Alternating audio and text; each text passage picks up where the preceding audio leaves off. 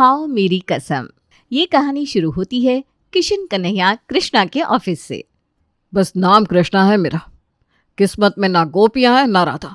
2 महीने से ऊपर कोई लड़की ऑफिस में टिकना ही नहीं चाहती। जो टिक जाती है उसे कोई और सेट कर लेता है। तू तो ऐसे बोल रहा है जैसे लड़की फ्री रहती तो तुझसे सेट हो ही जाती। हेलो तो बोल नहीं पाता किसी को। अरे सामने से बातें करना शुरू करेगा तब तो लड़की ओपन होगी। लड़कियां खुद शर्मिली होती है और तू उनके सामने और शर्मिला हो जाता है और उन्हें लगता है तू रूड बन रहा है। ऐसे में कोई और कौवा मिठाई लेकर उड़ ही जाएगा ना। ऐसा थोड़ी ना होता है यार। आज सोचा था शिल्पा से बात करूंगा तो बॉस बता रहा है कि वो तो रिजाइन करके चली गई। क्या किस्मत है साला। बात नहीं करता भाई मैं, पर करूंगा तो लव मैरिज ही। अरे पर लड़की मिले तब ना। अगर भगवान ने नाम कृष्णा रखवाया है तो ज़रा हरकत भी बदल दे, ज़रा नटखट बन जा, अपने आप मामला सेट हो जाएगा। कृष्णा सुमित से बात कर रहा था तभी उसकी माँ का फ़ोन आता है। अपने बॉस से बोलकर तू आधे घंटे के लिए घर आ जा बेटा। सब ठीक तो है ना मम्मी? कहीं दादी, हे राम, कितना मन था उनका मेरी बीबी को देखने का। भागता हुआ कृष्णा अपने घर पहुंचता है जहां हॉल में लड़की वाले बैठे थे। ये लीजिए आ गया मेरा कृष्णा, आ बेटा बैठ यहाँ। फिर लड़की, ये मम्मी ने तो हाथ कर दिया है, फिर लड़की वालों को बुला लिया। कैसे बात करूं अब? MBA है मेरा कृष्णा, बड़ी सी कंपनी में मैनेजर है, लोगों को काम सिखाता है। किस कंपनी में हो बेटा आप? वो अरे बता बेटा क्या नाम है तेरी कंपनी का? वो क्या ना बहन जी, मुझे तो ये नाम वाम याद भी नहीं रहते। मुझे कभी ये घर के कामों से फुर्सत ही नहीं मिली कि कहीं और दिमाग लगाऊं। पर बच्चों को सब कुछ आता है मेरा सारा काम मेरा कृष्णा ही तो करता है। बाहर से सामान लाना, कुछ भी हो। बता बेटा तू कैसे ऑनलाइन सामान मंगवाता है, बता तो। हेलो, मुझसे भी बात कर लो कृष्णा, कब से वेट कर रहे हैं हम तुम्हारे लिए। यहाँ प्रिया कृष्णा को हेलो बोलती है, वहाँ कृष्णा पानी पानी हो जाता है। अब मैं नाश्ता लेकर आता हूँ आप लोगों के लिए। ये आपका बेटा क्या बोल रहा है मनीषा जी? ये नाश्ता लाएगा हमारे लिए? कृष्णा ये क्या बोल रहा है तू? लड़कियां लड़के वालों के लिए नाश्ता लेकर आती है, यहाँ तू लड़की वालों के लिए नाश्ता लेकर आएगा?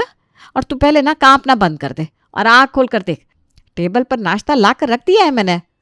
कृष्णा इतना घबरा जाता है कि खुद के कमरे में जाकर बैठ जाता है और बाहर आता ही नहीं। ऐसे में कौन सा परिवार कृष्णा को हाँ करता। प्रिया कृष्णा का बहुत मजाक उड़ाती है और अपनी सारी सहेलियों को कृष्णा के बारे में बताती है। वैसे तेरा वो कृष्णा कौन सी कंपनी में काम करता है? मुझे तो बंदा बड़ा इंटरेस्टिंग लग रहा है। कोई LBP कंपनी है, मैनेजर है उसमें। इस कंपनी में तो मैं कल इंटरव्यू देकर आई हूँ। अगर मेरी जॉब इस कंपनी में लगी फिर तो कृष्णा की बल्ले बल्ले समझ। वो कैसे? देख बहन, लड़का कम बोलने वाला और शर्मिलाई होना चाहिए ताकि तू उस पर चढ़कर रह सके। अगर लड़का ज़्यादा टेढ़ा रहेगा तो वो हमेशा तुम्हें डोमिनेट करेगा। अब तू बता, तुझे कौन सा लड़का चाहिए, जिसे तू डोमिनेट कर सके या जो तुझे डोमिनेट करे? दिमाग बड़ा तेज चलता है तेरा। शायद इसीलिए आज तक तेरे सारे रिलेशनशिप फेल हो गए, क्योंकि तू लड़कों को डोमिनेट करना चाहती है। अरे भाई, मुझे तो ऐसा लड़का चाहिए जो मेरे बराबर का हो, ना मैं उस पर कुछ फोर्स करूँ ना वो मुझे कुछ फोर्स करे। 2 दिन बाद कोमल का सिलेक्शन उसी ऑफिस में हो जाता है जिसमें कृष्णा मैनेजर था। ऑफिस में जाते ही कोमल सबसे पहले ये पता लगाती है कि कृष्णा का बेस्ट फ्रेंड कौन है। सुमित। तो सुमित से दोस्ती करनी होगी पहले। कोमल सुमित से बहुत ही अच्छी बातचीत शुरू कर देती है और ऐसे ही लंच ब्रेक में कृष्णा और सुमित के बीच में बैठना शुरू कर देती है। अब धीरे धीरे कृष्णा भी कोमल से बात करना शुरू कर देता है। अब बोलो मिस्टर, तुम तो कहते थे तुम्हारे मुंह से बोली नहीं निकलती, अब कैसे बोले जा रहे हो? क्योंकि कभी किसी लड़की ने इतने एफर्ट्स लिए ही नहीं कि मैं कंफर्टेबल हो पाऊँ। एक बार मैं कंफर्टेबल हो जाऊँ ना, फिर मुझसे ज़्यादा इंटरेस्टिंग बंदा दूसरा कोई नहीं है। ये बात तो सच है कोमल, कृष्णा का दिल बहुत अच्छा है और मजाकिया भी, बस इसे खुलने में ज़रा वक्त लगता है। तू आज कोमल को कुछ कहने वाला था ना भाई, बोल दे। हाँ बोलता हूँ ना। I think I like you Komal, मैं तुम्हें बहुत पसंद करने लगा हूँ। मेरे घर वाले मेरे लिए लड़की देख रहे थे पर मैंने उन्हें मना कर दिया कि आप लोगों को लड़की देखने की ज़रूरत नहीं है। पर मैं तुमसे पहले पूछना चाहता हूँ, क्या तुम मेरे साथ इस रिश्ते को आगे बढ़ाना चाहोगी? कोमल जो चाहती थी वही हो जाता है और शादी कर कोमल कृष्णा के घर आ जाती है। अब शुरू होता है असली खेल। सुहाग रात के वक्त बातों बातों में कृष्णा कोमल से कहता है, अगर तुम्हें आगे जॉब करना है तो तुम कर सकती हो कोमल। मेरे घर वालों को तो तुम पहचान ही गई होगी, कोई कुछ नहीं कहेगा, हम कोई कुक रख लेंगे। इतनी पागल हूँ क्या मैं? अरे जॉब ही घर से फ्रीडम मिले इसलिए ज्वाइन किया था। अब तुम इतना कमा रहे हो तो मैं क्यों काम करूँ? और अगर रसोई को कुक को दे दिया तो आफ्टर मैरिज लाइफ कैसे एंजॉय कर पाऊँगी मैं? कृष्णा, मैं मानती हूँ कि प्रमोशन के बहुत चांसेस है मेरे, और मैं प्रोफेशनली कुछ अच्छा कर भी सकती हूँ, पर शादी के बाद अगर सास ससुर की सेवा ही नहीं की तो क्या फ़ायदा शादी का? आई लव यू यार कोमल। कृष्णा कोमल की बात सुनकर और भी खुश हो जाता है और अगले दिन से दोनों की नॉर्मल लाइफ चलने लगती है। शाम के 7 बजे कृष्णा ऑफिस से वापस लौटता है। पूरा टिफिन तुम कब से खाने लगे कृष्णा? कहीं तुम अपना टिफिन सुमित को तो नहीं खिला देते? अरे नहीं नहीं मेरी डार्लिंग, तुम्हारा बनाया खाना मैं किसी से शेयर नहीं करता। इतना अच्छा खाना बनाती हो कि मैं पूरा चट कर जाता हूँ। खाओ मेरी कसम। अरे कसम क्यों दे दिया कोमल तुमने? वो क्या है ना, ऑफिस के बाहर एक कुत्तिया ने बच्चे दिए हैं तो मैं अपना टिफिन उससे दे देता हूँ। हाय मेरा बेटा कितना अच्छा है, बहुत अच्छा काम करता है कृष्णा तू। ऐसी बात है तो उस कुतिया को देने के लिए अलग से रोटी ले जाया कर। बच्चों को दूध पिलाती है ना, भूख लगती होगी उसे। कृष्णा की जिस बात से सभी खुश हो जाते हैं उस बात से कोमल नाराज होकर रसोई में चली जाती है। कुछ देर बाद सभी खाने पर बैठते हैं। बिना एक शब्द कहे कोमल सभी को खाना परोसती है। आलू मटर की सब्जी बनाई है बहू, अच्छा है अच्छा है। कल तेरी ननद आने वाली है कोमल, तो सारी तैयारी कर लेना। और गाजर का हलवा याद से बना लेना, उसे बहुत पसंद है। कितना मन था ना तुम्हें दीदी से मिलने का, तो लो कल आ रही है तुम्हारी इकलौती ननद। पर कोमल रिप्लाई नहीं देती और चुपचाप रसोई का काम निपटा कर सोने चली जाती है। कोई बात हुई है क्या तुम दोनों के बीच? ये बहू कुछ बोली क्यों नहीं? पता नहीं पापा, खाना भी खाया था क्या उसने? नहीं, बहू ने तो खाना भी नहीं खाया, बिना खाए सोने चली गई। तू जाकर बात कर बेटा। कृष्णा कमरे में जाकर कोमल को मनाता है। वो टिफ़िन वाली बात से नाराज़ हो गई ना तुम? सॉरी बाबू, वो मैं तुम्हें हर्ट नहीं करना चाहता था। पर हर्ट तो कर दिया ना कृष्णा, तुमने इतना साफ झूठ कहा। वो तो मैंने तुम्हें मेरी कसम दे दी, वरना तुम रोज वही झूठ सुनाते रहते। अरे ऐसा नहीं है कोमल, मेरी बात सुनो। मुझे भूख तो लगती थी पर मैं पूरी टिफ़िन नहीं खाता था, आधा उस कुतिया को देता था ताकि इतनी ठंड में उसकी बॉडी में थोड़ी गर्माहट आ जाए ना। कुछ दिन में तो वो अपने बच्चों को लेकर दूसरी जगह चली जाएगी, फिर तो पूरा टिफ़िन मैं खुद ही खाता ना। इसमें झूठ तो नहीं हुआ ना, सिचुएशन थी ऐसी। ठीक है, मान लिया। अब बताओ कि दीदी यहाँ खुद आ रही है या तुमने उन्हें फ़ोन करके बुलाया है? अरे मैंने नहीं बुलाया कोमल, वो तो जीजा जी का ट्रांसफ़र इंडिया हो गया है, इसीलिए दीदी वापस आ रही हैं। क्या जीजा जी का ट्रांसफ़र इंडिया हो रहा है? मतलब अब आना जाना लगा रहेगा? हाँ। और अगली सुबह कोमल की ननद किरण उसके ससुराल पहुंच जाती है। हेलो भाभी, फाइनली मैंने आपको देख ही लिया, वीडियो कॉल के अलावा इन पर्सन। कैसी हो तुम कोमल? मुझे तो लगा था कि अब अपने भांजे के साथ ही अपनी भाभी को देखने को मिलेगा, पर बाय गॉड ग्रेस तुम्हारे जीजा जी का ट्रांसफ़र इसी शहर में हो गया है। बस 10 मिनट की दूरी पर ही रहेंगे हम दोनों। सिर्फ 10 मिनट की दूरी पर? मेरा मतलब है ये तो बहुत अच्छा हुआ दीदी। अपनी जिस ननद को हर बार वीडियो कॉल कर कोमल घर आने को कहती, आज उसे अपने सामने देखकर कोमल बड़ी नाराज़ थी।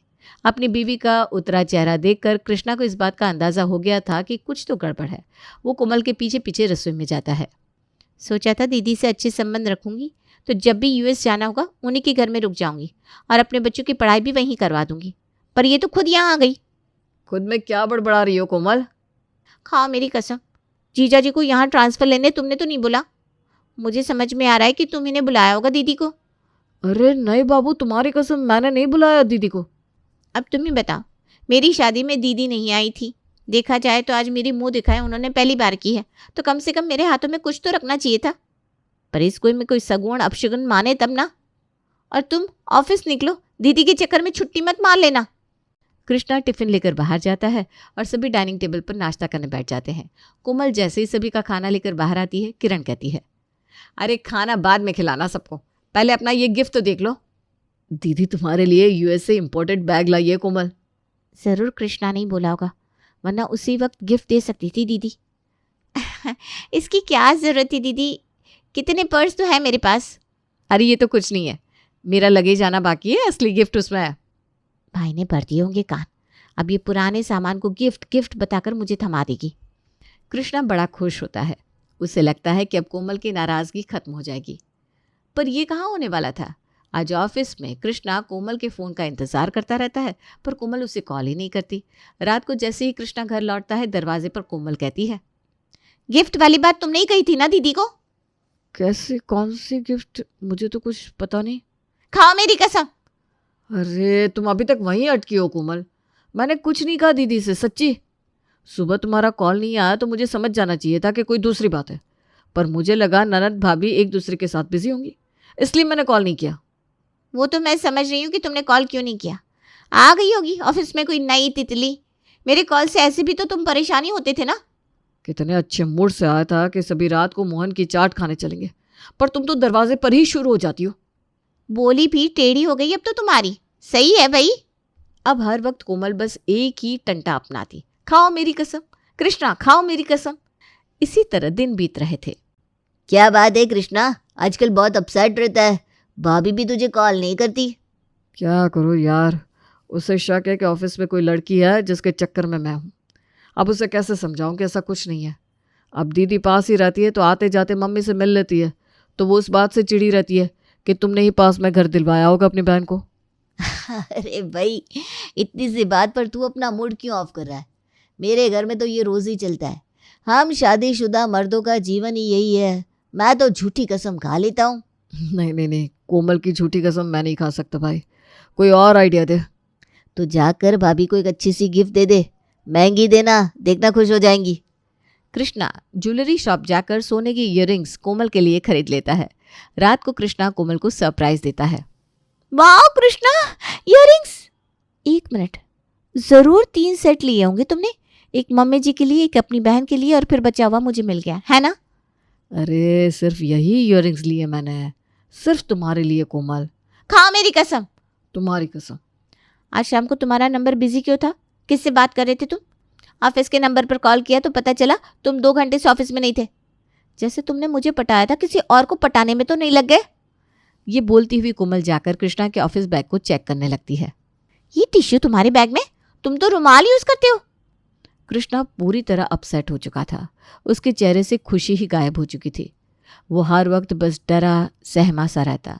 और ऐसे में एक शाम वृंदा अपनी बेटी के ससुराल पहुंचती है रात के खाने पर। और रोटी नहीं कोमल, मेरा पेट भर गया। कहीं उसी ऑफिस वाली के साथ बाहर तो नहीं खाकर आए तुम? खाओ मेरी कसम।